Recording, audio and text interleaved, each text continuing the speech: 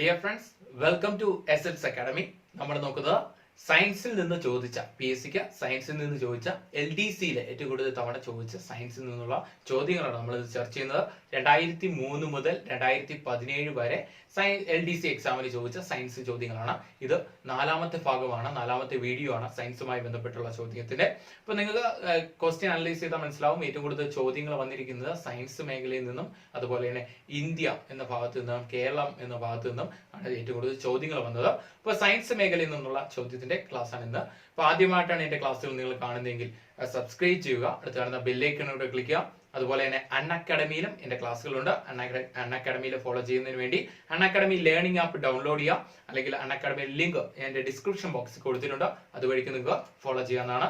നമുക്ക് ക്ലാസ്സിലേക്ക് പോവാം, ചോദ്യത്തിലേക്ക് പോവാം. ആദ്യ ചോദ്യം ഇങ്ങനെയാണ്: തറയിൽ ഇരിക്കുന്ന ഒരു വസ്തുവിന് സ്ഥിതികോർജം എത്രയായിരിക്കും എന്ന് ചോദിച്ചാൽ എത്രയാണ്? 0 അടുത്ത, ഏത് ഹോർമോൺ ആണ് ജീവികൾക്ക് ബാഹ്യമായ ചുറ്റുപാടിൽ ആശയവിനിമയം നടത്താൻ സഹായിക്കുന്നത് എന്ന് ചോദിച്ചാൽ ഫിറമോൺ. ക്ലിയർ? അടുത്ത, പ്രകാശത്തിന്റെ വേഗത ആദ്യമായി അളന്നത് ആര് എന്ന് ചോദിച്ചാൽ റോമർ. അടുത്ത ചോദ്യം, ആന്റാസിഡായി ഉപയോഗിക്കുന്ന ഒരു രാസവസ്തു എന്ന് ചോദിച്ചാൽ സോഡിയം ബൈകാർബണേറ്റ്. അടുത്ത ചോദ്യം, 2D എന്ന വ്യവസായിക നാമത്തിൽ അറിയപ്പെടുന്ന രാസവസ്തു ഏത് വിഭാഗത്തിൽ പെടുന്നു എന്ന് ചോദിച്ചാൽ കളനാശിനി. ഒന്നുകൂടെ നോക്കാം. തറയിൽ ഇരിക്കുന്ന ഒരു വസ്തുവിന് സ്ഥിതികോർജം എത്രയായിരിക്കും എന്ന് ചോദിച്ചാൽ 0. ഏത് ഹോർമോൺ ആണ് ജീവികൾക്ക് ബാഹ്യമായ ചുറ്റുപാടിൽ ആശയവിനിമയം നടത്താൻ സഹായിക്കുന്നത് ചോദിച്ചാൽ ഫിറമോൺ. പ്രകാശത്തിന്റെ വേഗത ആദ്യമായി അളന്നത് ആരെന്ന് ചോദിച്ചാൽ റോമർ. ആന്റാസിഡായി ഉപയോഗിക്കുന്ന ഒരു രാസവസ്തു എന്ന് ചോദിച്ചാൽ സോഡിയം ബൈകാർബണേറ്റ്.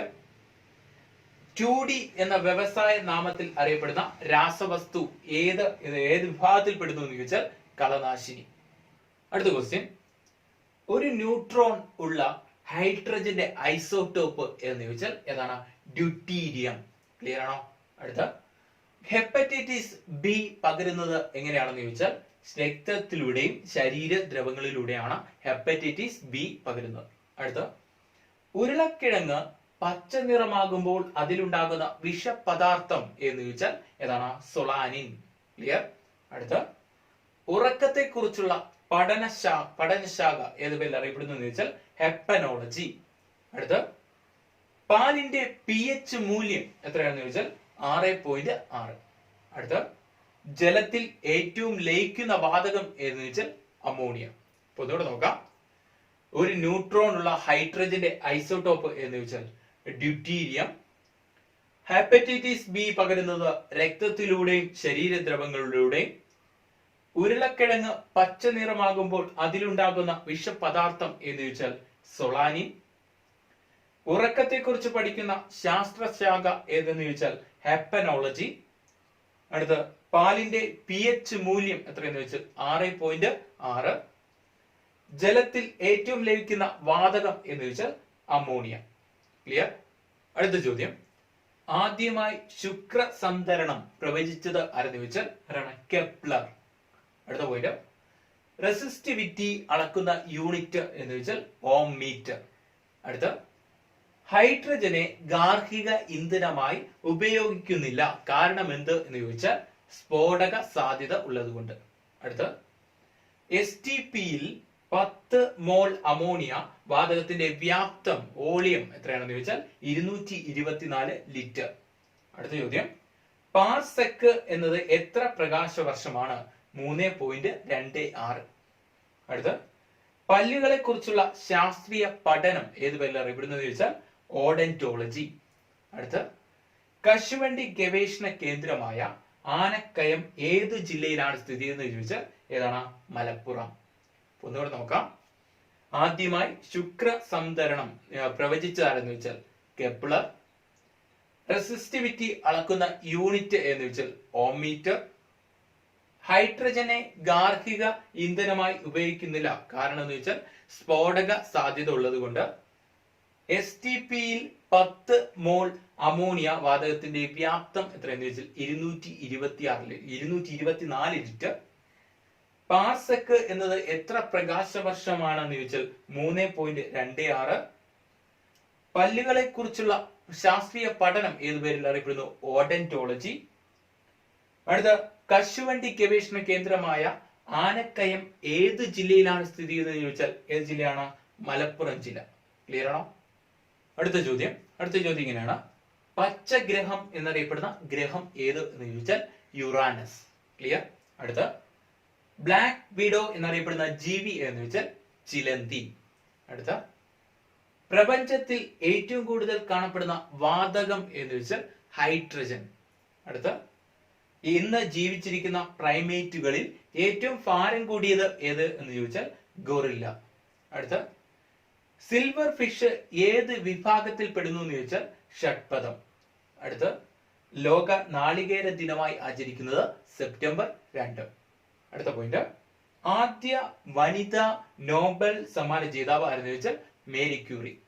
ഒന്നുകൂടെ നോക്കാം. പച്ചഗ്രഹം എന്നറിയപ്പെടുന്ന ഗ്രഹം ഏതെന്ന് ചോദിച്ചാൽ യുറാനസ്. ബ്ലാക്ക് വിഡോ എന്നറിയപ്പെടുന്ന ജീവി എന്ന് വെച്ചാൽ ചിലന്തി. പ്രപഞ്ചത്തിൽ ഏറ്റവും കൂടുതൽ കാണപ്പെടുന്ന വാതകം എന്ന് വെച്ചാൽ ഹൈഡ്രജൻ. ഇന്ന് ജീവിച്ചിരിക്കുന്ന പ്രൈമേറ്റുകളിൽ ഏറ്റവും ഭാരം കൂടിയത് എന്ന് വെച്ചാൽ ഗൊറില്ല. സിൽവർ ഫിഷ് ഏത് വിഭാഗത്തിൽ പെടുന്നു എന്ന് ചോദിച്ചാൽ ഷഡ്പദം. ലോക നാളികേര ദിനമായി ആചരിക്കുന്നത് എന്ന് ചോദിച്ചാൽ സെപ്റ്റംബർ 2. അടുത്ത ആദ്യ വനിതാ നോബൽ സമ്മാന ജേതാവ് ആരെന്ന് ചോദിച്ചാൽ മേരി ക്യൂറി. ക്ലിയർ ആണോ? അടുത്ത ക്വസ്റ്റ്യനിലേക്ക് പോവാം. അടുത്ത ക്വസ്റ്റ്യൻ എങ്ങനെയാണ്? ABO രക്തഗ്രൂപ്പ് കണ്ടെത്തിയ ശാസ്ത്രജ്ഞൻ ആരെന്ന് ചോദിച്ചാൽ ആരാണ്? Karl Landsteiner. അടുത്ത മാംസ്യ സംശ്ലേഷണവുമായി ബന്ധപ്പെട്ട കോശാംഗം ഏത് എന്ന് ചോദിച്ചാൽ ഏതാണ്? റൈബോസോം. ഓർത്തു വയ്ക്കുക. അടുത്ത വിറ്റാമിൻ സിയുടെ ശാസ്ത്രീയ നാമം എന്ന് ചോദിച്ചാൽ അസ്കോർബിക് ആസിഡ്. ക്ലിയർ? ഏതാണ് സിയുടെ ശാസ്ത്രീയ നാമം? Ascorbic acid. അടുത്ത കൂടംകുളം ആണവ നിലയം ഏത് ജില്ലയിലാണ് സ്ഥിതി എന്ന് ചോദിച്ചാൽ തിരുനെൽവേലി. ഏത് സംസ്ഥാനമാണ്? തമിഴ്നാട്ടിലാണ്. ഏതാ ജില്ലയാണ് ചോദിച്ചിരിക്കുന്നത്? ഇത് ഏതാണ്? തിരുനെൽവേലി. ഓർത്തു വയ്ക്കുക. അടുത്ത പോളിയോ തുള്ളിമരുന്ന് കണ്ടുപിടിച്ച ശാസ്ത്രജ്ഞൻ ആര് എന്ന് ചോദിച്ചാൽ ആരാണ്? Albert Sabin. ഓർത്തു വയ്ക്കുക. ആൽബർട്ട് സാബിനാണ് പോളിയോ തുള്ളിമരുന്ന് കണ്ടുപിടിച്ചത്. അടുത്ത വേൾഡ് വൈഡ് വെബ് ആവിഷ്കരിച്ചത് ആരെന്ന് ചോദിച്ചാൽ ടിം ബെർണേഴ്സ്-ലീ. ഒന്നുകൂടെ നോക്കാം. ABO രക്തഗ്രൂപ്പ് കണ്ടുപിടിച്ച ശാസ്ത്രജ്ഞൻ ആരെന്ന് ചോദിച്ചാൽ കാൾ ലാൻസ്റ്റൈനർ. അടുത്ത മാംസ്യ സംശ്ലേഷണവുമായി ബന്ധപ്പെട്ട കോശാംഗം ഏത് എന്ന് ചോദിച്ചാൽ റൈബോസോം. വിറ്റാമിൻ സിയുടെ ശാസ്ത്രീയ നാമം എന്ന് ചോദിച്ചാൽ അസ്കോർബിക് ആസിഡ്. അടുത്ത കൂടംകുളം ആണവ നിലയം ഏത് ജില്ലയിലാണ് സ്ഥിതി എന്ന് ചോദിച്ചാൽ തിരുനെൽവേലി, സംസ്ഥാനം തമിഴ്നാട്. പോളിയോ തുള്ളിമരുന്ന് കണ്ടുപിടിച്ച ശാസ്ത്രജ്ഞൻ ആര് എന്ന് ചോദിച്ചാൽ ആൽബർട്ട് സാബിൻ.